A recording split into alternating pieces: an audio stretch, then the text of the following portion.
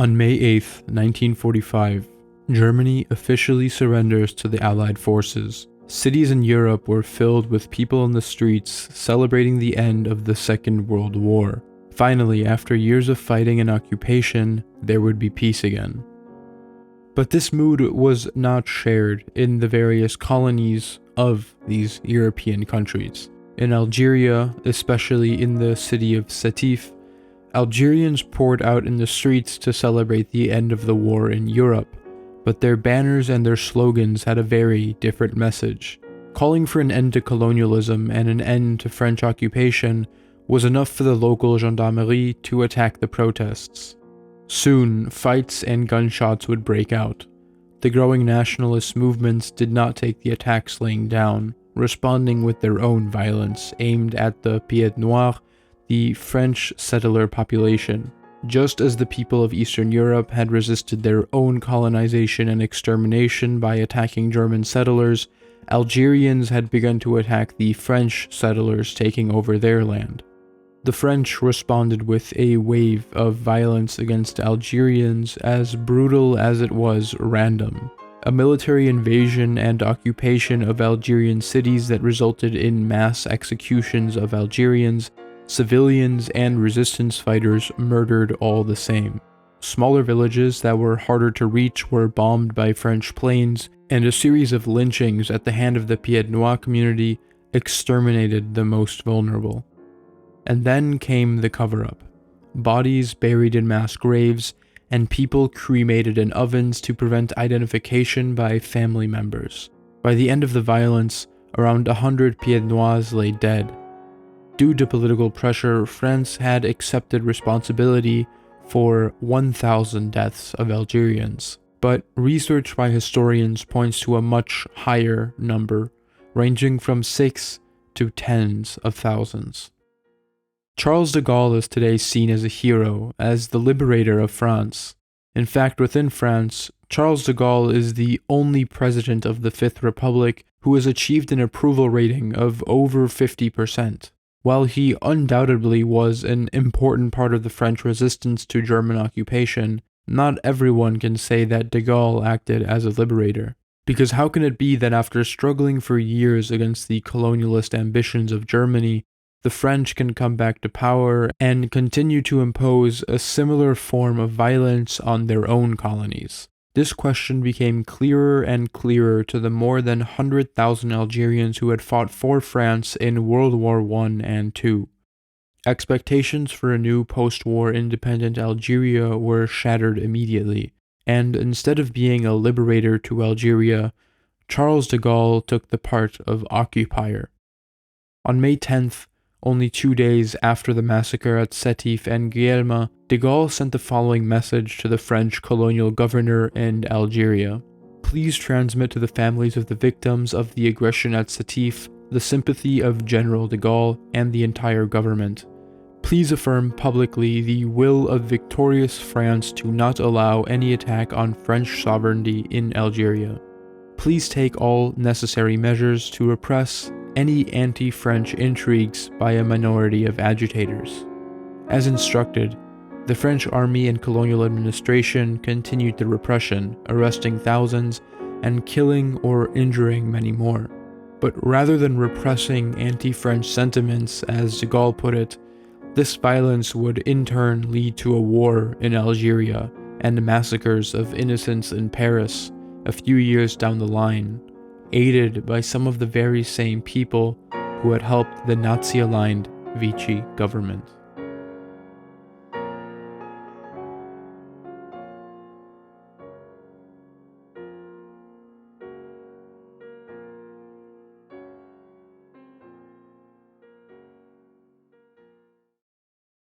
The Algerian independence movement and the form it took to achieve freedom for Algeria was not born out of this single event, but was forged through decades of living as second-class citizens in a violent and repressive colony.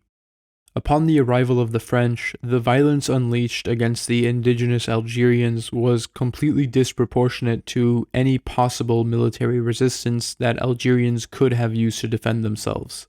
In the first 30 years alone, more than 10% of the entire population of Algeria had been killed, and in many cases the massacres of entire tribes or villages, such as in El Ouifa, was deliberately planned ahead of time and designed to be a complete extermination. More and more land was confiscated from Algerians and was given to French settlers, who were encouraged to come to Algeria and work the land to benefit the French economy. Within these French-controlled areas, manufacturing, agricultural, and mining industries began to open up with one single purpose: providing mainland France with cheap food and raw materials. The effect of this was that as the French-controlled industry in Algeria continued to grow, its economy was basically completely separate from the rest of Algerians. Over the next few decades, the living conditions of average Algerians collapsed completely. 1 million unemployed, a further 2 million underemployed, with some people only finding work for 2 months out of a year, and poverty so widespread that by the end of the Algerian War of Independence, almost 60% of Algerian Muslims in rural areas were considered to be completely destitute. On top of this, the French occupation repressed Algerian culture, officially making them second-class citizens in their own country. For a long time, even refusing to give out passports except to Algerian collaborators, and severely underfunding Algerian schools for Muslims, cutting out Arabic studies from the curriculum to replace it with French classes. It was these conditions of life, as well as the violent repression encountered by Algerians who had been peacefully protesting, that led to the creation of the National Liberation Front, or the FLN. Rather than continue the path of peaceful resistance that had resulted in the deaths of hundreds of thousands of Algerians, the Algerian independence movement would begin to use violence to force France into agreement. By the 1950s, there were many different Algerian nationalist groups popping up, many of whom had conflicts with one another, and many of which had different strategies and ideologies.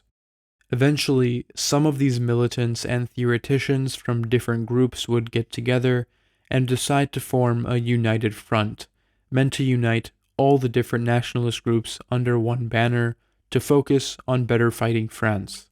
And before they were even fully formed, on November 1st, 1954, the FLN would officially declare their War of Independence against France, publishing the proclamation to the Algerian people, clearly stating out their goals of a revolutionary struggle against French colonialism to restore the sovereignty of Algeria, as well as carrying out their first violent actions taken against the French occupation: coordinated destruction of French property, resulting in over 200 million francs in damage. As the attacks continued, more and more Algerian nationalist and independence groups, such as the Algerian Communist Party, began to join the FLN and collaborate in the struggle against France. What started as attacks against property escalated into different strategies. The FLN's struggle against French occupation was not just limited to the French military, but rather every single person who supported the occupation. As the movement grew and became more of a military threat, the FLN adopted guerrilla tactics, targeting the military, supply lines for French industry, the Pied Noir communities, and also Muslim Algerians who had become collaborators with the French. By the late 50s, the Algerian struggle had gained international attention and was being supported by more and more countries of the Eastern Bloc, as well as many other pan-Arab nationalist movements, which in turn led to an increase in attacks. In 1956 alone, just 2 years after it was created, the FLN managed to pull off more than 2,500 attacks a month in Algeria and was beginning to force France into a corner. The FLN was well aware that they could not beat France in a head-on military conflict, and so, while developing their strategy for the revolutionary struggle, partially outlined in the publication of November 1st, 1954, they defined two fronts in which they would be fighting: the internal front, where they would wipe out the colonial system, and the external front, where they would internationalize the Algerian struggle.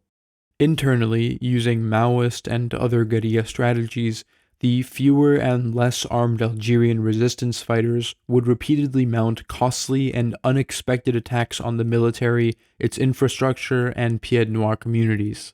Externally, the FLN would draw attention to France's treatment of Algerians, the ongoing repression and violence, so other countries could both support the FLN militarily, such as the USSR, China, and Yugoslavia, but also pressure France politically on the world stage.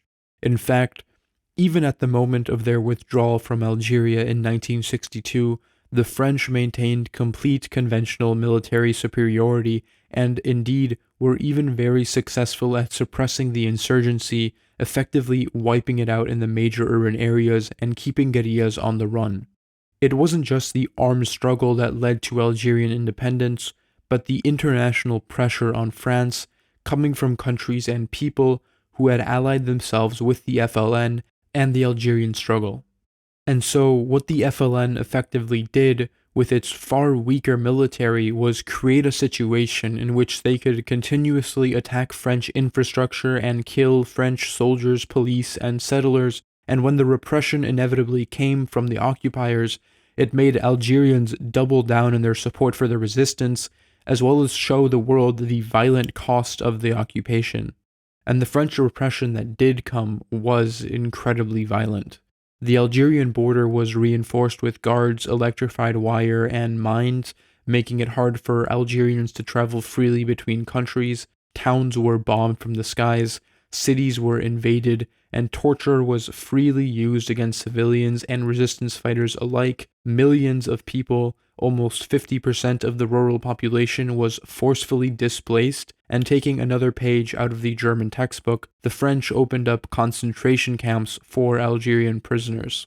By the end of the war, around 1 million Algerians had died, hundreds of thousands of them from starvation and lack of access to shelter and healthcare, and millions had been permanently displaced. In 1956, however, before the violence in Algeria had reached its peak, another important character in this story was just arriving. A 46-year-old appointed chief prefect in the Algerian city of Constantine, Maurice Papon.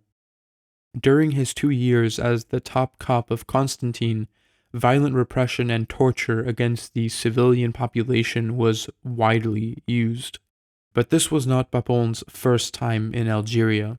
In 1949, he had been the prefect of the very same city, as well as the Secretary General of the Police in Paris and the Secretary General of the French-Moroccan Protectorate.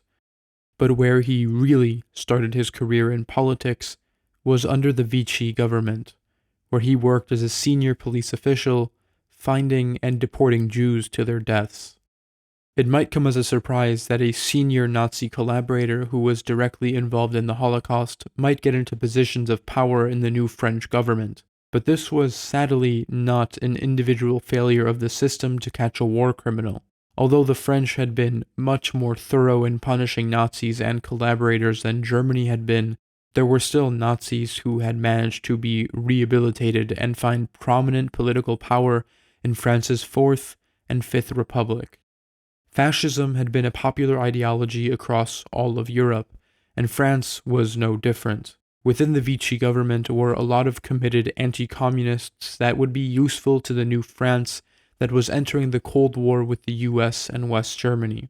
So it was useful for them to keep French police officers, such as Maurice Papon, in the exact same job they had in the Vichy government.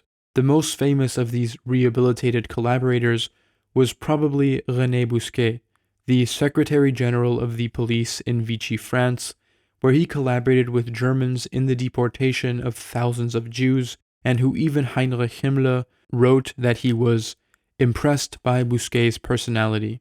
Bousquet was actually convicted for his crimes, but later amnestied in 1959, which allowed him to re-enter politics as a political advisor to the president, as well as land important jobs in banking. But unlike Bousquet, Papon had never had to take a break, and after showing what he could do in Algeria, the newly formed Fifth Republic decided that he would be perfect for Paris. In July 1961, only 3 months before the violence of the Algerian War would explode into Paris, Charles de Gaulle would award Papon with the Legion of Honor, a medal as thanks for his services provided to the state. Before moving on, I wanted to connect this important history to our world today. When reading about the FLN, their military strategy, their goals of internationalizing the Algerian struggle, and the French response, I can't help but draw some parallels to Hamas, October 7th, and the genocide in Gaza. Much like the Algerian independence movement, the Palestinian resistance movement is also aware that it would not win in a head-on military confrontation with Israel. While Israel has all the political and financial backing the West can offer, Palestinians have nothing. A corner of their land that is still completely controlled by Israel, where random violence is a daily occurrence, not to mention the living conditions and the lack of access to water, food, and healthcare. And just like the Algerians, when Palestinians were ethnically cleansed, when they're made to live as second-class citizens in their own country, and when the occupation repeatedly kills and forces them to live in poverty, Palestinians resisted. Just as the Algerians, including many of the leaders of what would become the FLN, had peacefully protested in 1945, so did the Palestinians, who had protested peacefully for decades, the biggest, most recent of which was the Great March of Return. But just like what had happened in Algeria, when the indigenous people showed resistance to their own extermination, the occupier acted as the victims and responded disproportionately. In 2018 and 2019, when peaceful protests organized in part by Hamas of Gazans near the border wall started growing, Israel responded by shooting unarmed protesters, including clearly identifiable journalists and healthcare professionals, killing 200 of them, much like what they are doing in Gaza today. The effect that this has is that the indigenous population learns that if it wants to survive, it needs to adopt other methods of achieving that survival, namely armed struggle. And of course, since Algeria and Palestine have no hope of winning a ground war against a stronger, well-armed country like France and Israel, it resorts to the only option it has, namely terrorism. And when I say terrorism, understand that I am not attaching any moral connotations to this world. I am saying it solely to describe the military strategy used to fight against occupation. The Algerian writer Kateb Yassine, who dedicated his adult life to fighting for Algerian independence, wrote the following lines upon reflecting back to the impact the Sétif massacre had on him. "It was at Sétif that my sense of humanity was affronted for the first time by the most atrocious sights. I was 16 years old. The shock which I have felt at the pitiless butchery that caused the deaths of thousands of Muslims, I have never forgotten. From that moment, my nationalism took definite form. And I just can't help but think of how many Palestinians or members of Hamas saw 200 of their family members being shot in the head while peacefully protesting and felt the same way." And just like Hamas, the FLN was also called a radical jihadist group by the Western media, a group that's only goal was to spread Islam rather than their very clearly stated specific goals of national liberation.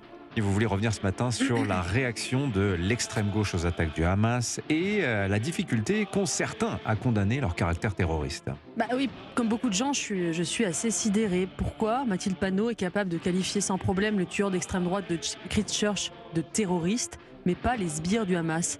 Pourquoi est-ce qu'on voit à Times Square défiler des cheveux bleus et des barbus? Alors on parle souvent d'islamo-gauchisme pour dénoncer cette convergence idéologique.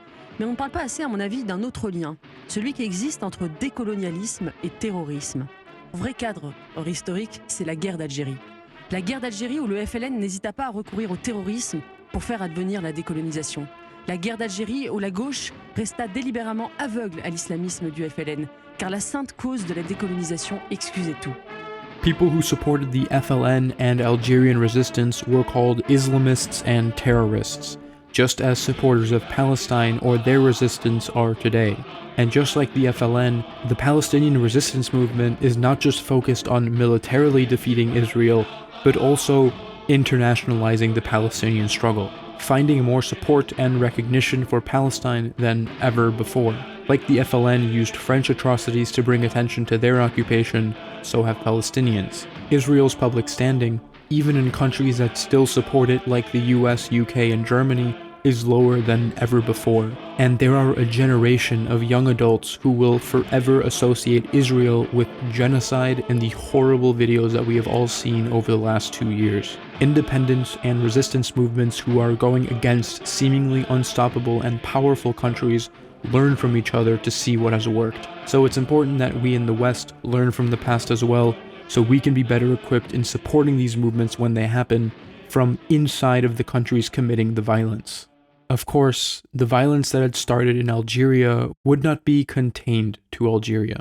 If the FLN was using the strategy of internationalizing their struggle, of bringing attention to French atrocities, where better to do so than in France itself? By the late 50s, the FLN had expanded its war to the mainland and implemented similar tactics that were being used in Algeria, assassinating collaborators of the French occupation, killing French police officers, and blowing up government buildings. In response, the French state upped the violence, not only in Algeria, but against Algerian migrants and Muslims and French supporters of independence as well. During this period, the OAS, or the Secret Army Organization, would be founded, with its main goal being to prevent independence in Algeria by any means necessary. And usually, those means were assassinations and bombings of Algerian communities. The OAS was not just any organization of far-right extremists, but was created and supported by members of the French military and former Vichy collaborators. For Algerians living in France, life was already extremely difficult. Although Algerians had been living in France since the 1800s, mostly as laborers who worked and lived in the poorest conditions, the largest influx of immigrants came after World War II, hoping to find a better life in France. But the conditions they were forced to live in didn't improve. Algerians were openly discriminated against by French authorities and were placed at the very bottom of the list for social housing. By the late 1950s, slums that the French called bidonvilles were popping up on the borders of cities, inhabited mostly by Algerian immigrants. And for reference, this image you're seeing now is of a bidonville located in Nanterre, a part of Paris.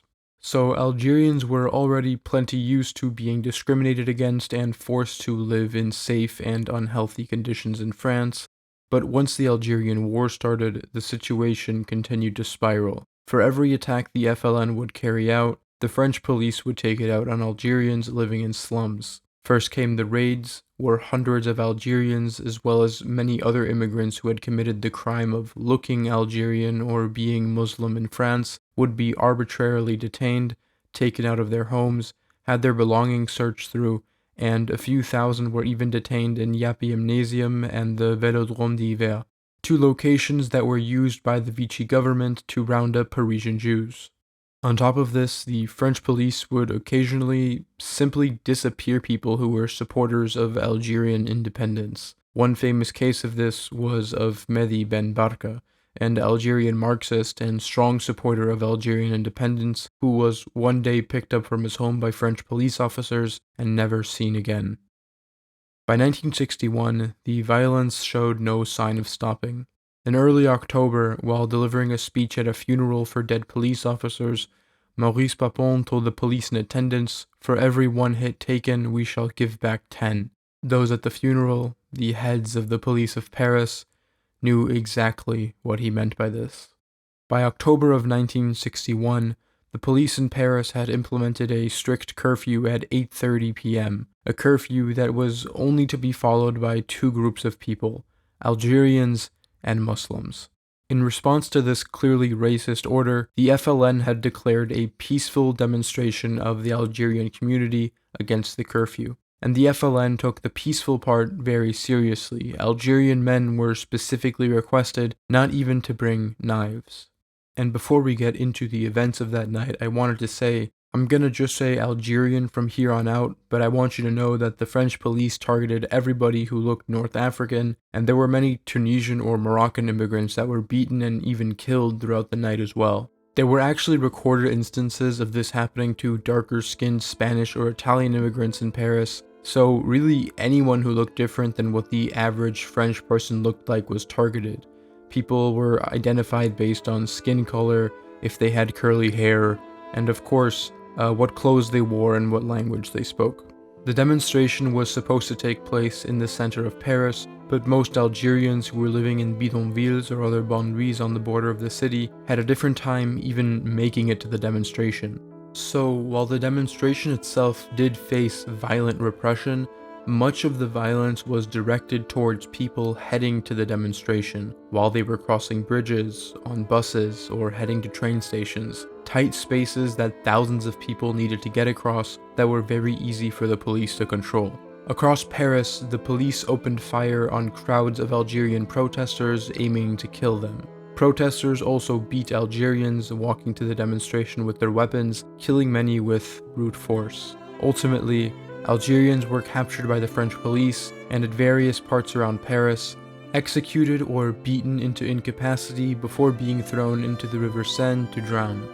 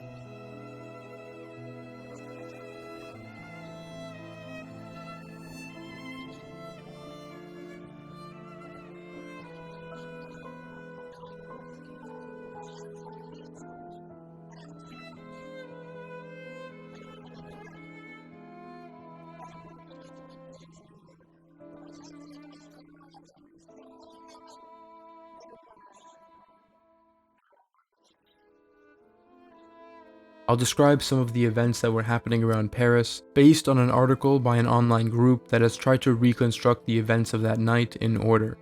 At Pont de Clichy, the police organized to take over a bridge that thousands of protesters would have had to cross to access the demonstration. At some point, a message comes across the police radio informing the police that the FLN had just killed more officers. Fake news that was knowingly spread to provoke a reaction. Algerians trying to cross the bridge are shot and thrown into the Seine. In the morning, the police would distribute out more bullets to cover up the amount fired that night. Just a bit down the road, at Pont des Asnières, is also covered by the police, who stop buses crossing the bridge and violently force passengers who look North African off the bus for inspections. Place Charles de Gaulle, Algerians are kettled into the center of a roundabout and beaten by police. Some testimonies say that some French people tried to help, but many others just shouted words of encouragement to the police.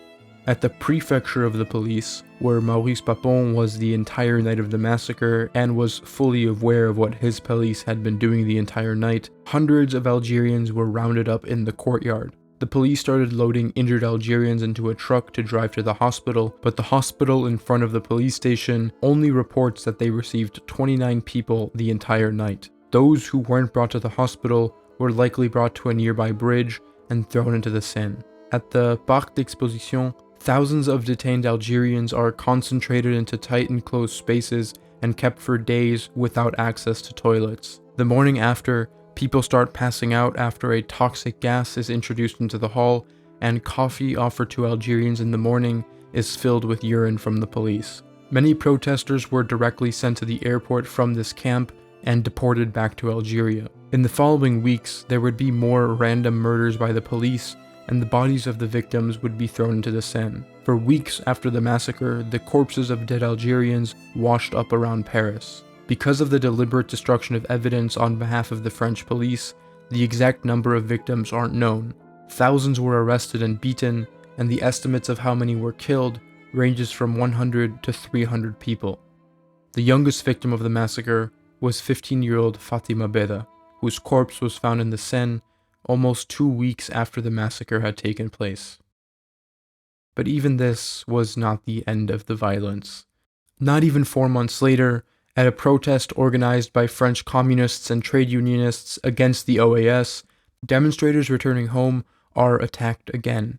After the protest had come to an end, demonstrators trying to escape police violence head down into the Charonne subway station and turn away from the police to show that they are leaving. But the police continued attacking them anyway, forcing more and more demonstrators deeper into the station. Once on the platform, the police began to use metal ventilation grills to beat protesters and fill the station with tear gas. Hours later, when the station was again safe to enter, the corpses of 9 protesters are found, some who had died from inhaling the glass, and others who had had their skulls beaten in. The youngest victim of this massacre had also been only 15 years old, a boy named Daniel Ferry. Before moving on to the aftermath of these massacres, there is one thing that still needs to be addressed. It's very easy to attribute the reason behind acts of mass violence to individuals or groups in power instead of the system that allowed them to get into power in the first place. There are many famous examples of this in history, and until today even. Oh, it wasn't Germany that committed the genocide in Namibia or the Holocaust, it was Lothar von Trotha and Adolf Hitler.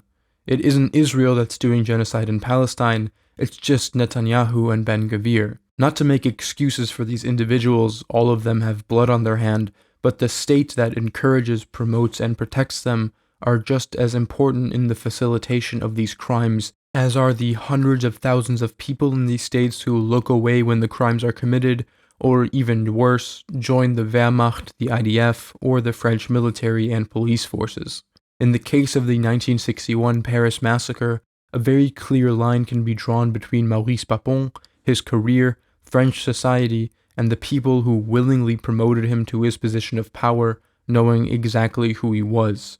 In 1958, while Papon was still torturing civilians in Algeria, a protest of police officers broke out in Paris. On paper, the police had wanted a raise in wages and bonuses for the increased risk posed by the Algerian resistance. But what happened during the protest itself doesn't match this official story. For example, the protests itself were spurred on and encouraged from the outside, with French nationalists like Jean-Marie Le Pen being involved with the planning of the protest and the event itself. And Le Pen was someone who was less concerned with how much police were being paid and more about keeping Algeria a French colony, which is why some chants recorded at this demonstration were completely disconnected from the protest's stated goals, with chants such as "Dirty Jews," "Into the Seine," "Death to Algerian rebels," being repeated frequently. And it was because of this protest that the Minister of the Interior recommended Papon for the position of Prefect of the Police of Paris. Because at the end of the day, it wasn't just about money for the police and for the fascists like Le Pen who supported them. It was about the ability to repress the Algerian independence movement more. And who better to lead the police in doing that than by someone who was directly involved in the torture and murder of Algerians in Algeria. By 1958, the police were already being incredibly violent towards Algerians, and after Maurice Papon became their leader, the rate and scale of violence increased dramatically. But as I said, this violence cannot be blamed on an individual. The French state was engaged in a colonial war because Algerians would not accept being second-class citizens in Algeria and slaves to an economy that only benefited France, and so the French state decided to simply kill them. And when the resistance increased, so did the repression. The police, who were in charge of carrying out that repression, were unhappy with what they were and weren't allowed to do, and so while protesting for more protections for the police, while using slogans like "dirty Jews" and "death to Algerians," the state decided to capitulate and assign them Papon, a torturer by profession. In 1958, there was an attempted coup against the French government by far-right nationalists that failed, but did cause the government to collapse, forming the Fifth Republic and electing Charles de Gaulle, who was still very popular and widely seen as a war hero, as the president. And as President Charles de Gaulle not only okayed Maurice Papon's appointment to the prefect of Paris police, but also directly gave him the okay to send the police to repress the protests in 1962. And the worst part is, according to people who were politicians with de Gaulle, as well as the historian who wrote the definitive biography on the man, both say that de Gaulle was fully aware of Papon's past as a Vichy collaborator and still found him to be fit for the job. Maurice Papon was a fascist, a French nationalist, a torturer by profession, a collaborator in the Holocaust. There are Jews who were murdered in Auschwitz because Maurice Papon found them hiding in France. And it was exactly a person like this who was elevated to one of the most powerful political positions in Paris. Not by mistake, but because the French state itself wanted to wage a war, and it needed people who were both willing and knowledgeable enough to repress people who would inevitably come out to protest against it. Despite the naked violence of the 17th of October resulting in corpses being found in the Seine weeks later, the people of Paris, those who didn't see the violence directly at least, did not even know anything had happened. Newspapers didn't feel the story was important enough, so the reality of what happened was watered down to minor fights during protests, if the newspapers even bothered to mention the incident at all. Officially, only 2 people had died that night. Internationally, reactions were more mixed. Unsurprisingly, the news of countries in North Africa mentioned and condemned the police killings while mentioning the context of the peaceful protests, as did newspapers in other global south countries such as Pakistan and India. The reports within the West were, unsurprisingly, very different. As for Britain, reporting was only mildly critical of the French authorities. A leading article in the Times denounced both communities, French and Muslim, for using violence, reserving criticism of the government to attacking the deportations on pragmatic rather than moral grounds. Less Algerian workers in France meant less money sent home to families in Algeria, which meant more poverty and hence more unrest there. Time, which described the Algerian as a mob, a rabble, and swarming, also described the police in menacing terms. Police, flailing nightsticks and heavily weighted capes, clashed headlong with the mob. The New York Times, flying in the face of all evidence to the contrary, stated that Paris is remarkably free of racism.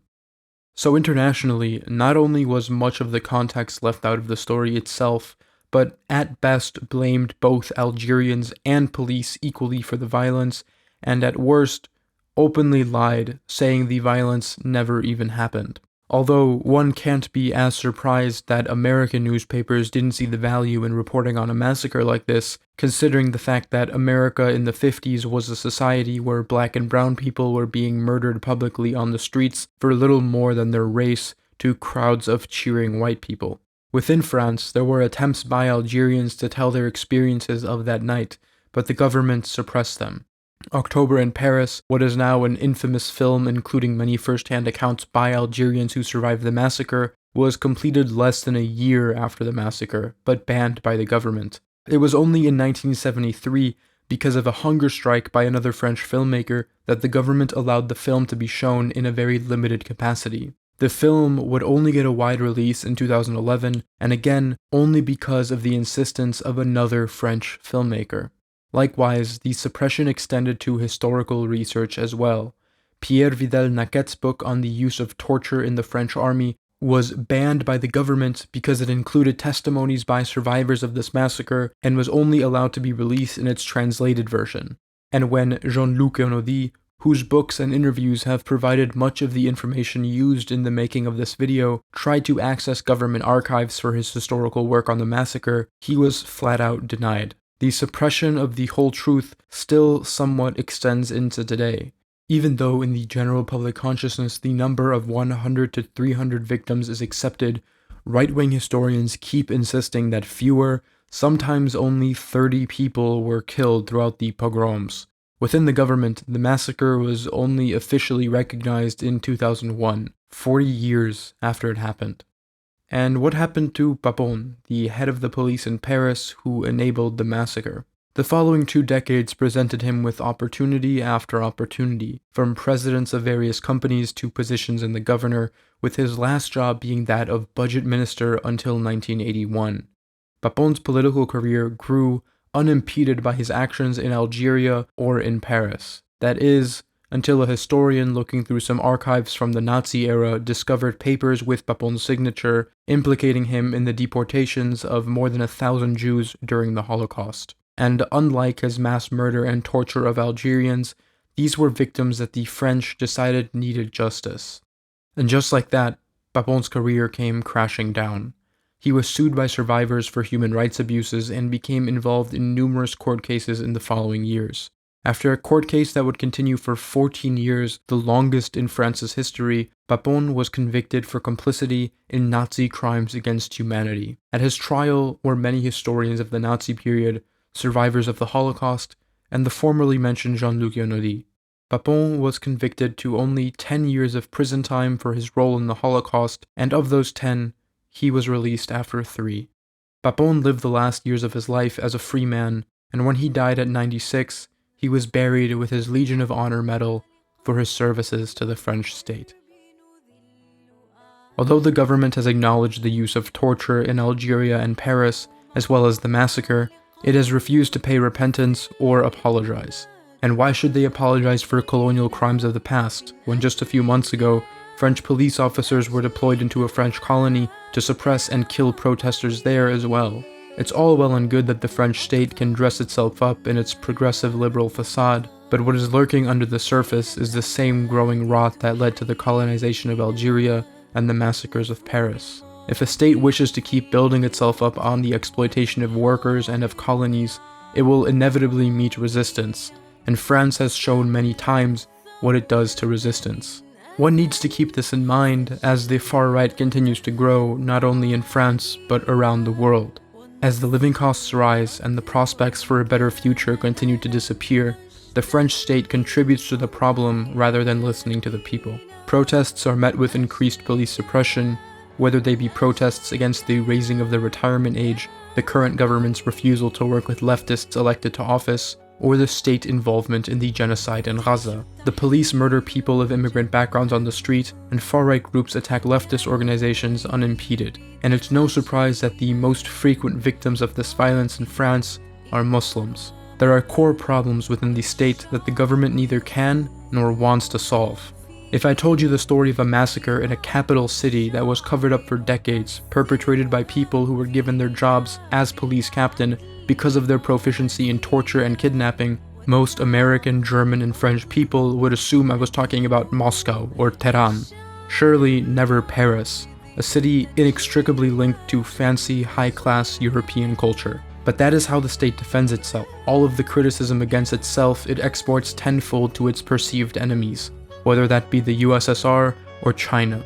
The war against Algeria, the mass use of torture, these did not happen out of nowhere. The state resorted to them to defend itself against a threat to its economy and stability. And with the increased dissatisfaction of Europeans and Americans with their living conditions, the increased exploitation and accumulation of wealth across the world, the normalization of violence not only internationally but domestically, one can only predict when France and all of Western Europe will feel the need to protect themselves again. So organize with like-minded people. Study the problems in your countries and how they can be solved. Read about your history and that of resistance groups. The violence we read about in history books did not just disappear. The liberal states of today have just not felt threatened enough in recent times to resort to this level of violence, at least not domestically. But those times are coming again. Ce qu'il nous manque, et c'est là que vous avez un rôle majeur, c'est la force d'âme pour accepter de nous faire mal pour protéger ce que l'on est. Si notre pays flanche parce qu'il n'est pas prêt à accepter de perdre ses enfants, parce qu'il faut dire les choses. Si on n'est pas prêt à ça, alors on est en risque.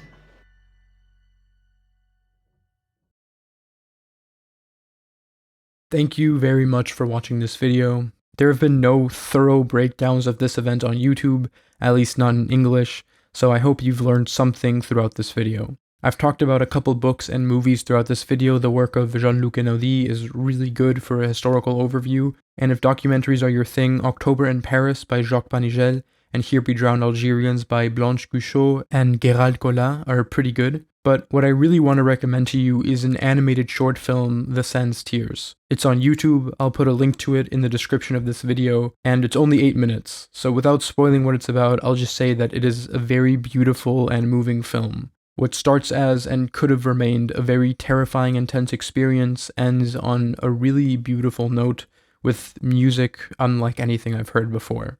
During the making of this video, I actually went to Paris for the very first time in my life, and not even a few hours after getting off the train, I was already inside of a protest, yelling at police officers and Zionists. So the city was basically what I expected. If you like what I do, you can subscribe and share with your family, friends, and comrades, or you can support me on Patreon or buy me a coffee. Any little bit helps a lot more than you know.